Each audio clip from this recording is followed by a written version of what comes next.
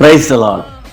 ప్రభు నందు ప్రియమైన వాళ్ళారా, మీ అందరికీ కూడా క్రీస్తు పేరిట శుభాలు తెలియజేస్తున్నాను. భారతదేశంలో సువార్తను ప్రకటించడానికి మొట్టమొదటిగా మన దేశానికి విచ్చేసిన వారు యేసుప్రభు వారి శిష్యుల్లో తోమా. ఆయన 12 మంది శిష్యుల్లో తోమా ఒకరు. ఆయన భారతదేశానికి క్రీస్తు శకం 52వ సంవత్సరంలో వచ్చి 72వ సంవత్సరంలో ప్రభు కోసం హతసాక్షి అయ్యారు.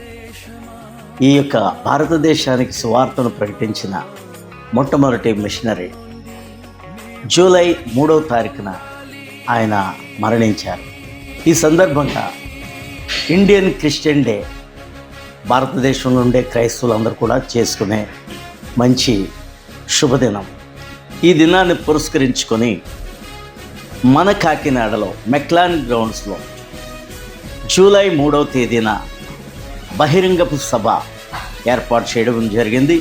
ఇది కాకినాడ దైవ సేవకులందరూ కలిసి చేస్తున్న మహాపండుగ. మేము మా సంఘస్థులు కలిసి దేవుడిని ఆరాధించడానికి వస్తున్నాం. మీరు రండి, మనమందరం కలిసి మన ప్రభువుని గూర్చి స్తుతిద్దాం, దేవుని నామాన్ని మహింపడతాం. God bless you. Kanthi TV సౌజన్యంతో కాకినాడ నగర ప్రాంత పాస్టర్స్ ఫెలోషిప్స్ మరియు ఏఐసిసి కాకినాడ సమైక్య నిర్వహణలో Indian Christian day celebrations 2025 July 3 గురువారం. సమయం సాయంత్రం 5 గంటల నుండి.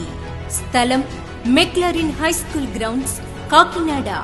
ప్రత్యేక గానం reverend N Samuel Joseph, Shrimati Sukeerthana, pastor Ankit Reddy, Shrimati Shreshta, pastor Jason, Shrimati Monica Reddy, sister Jessica.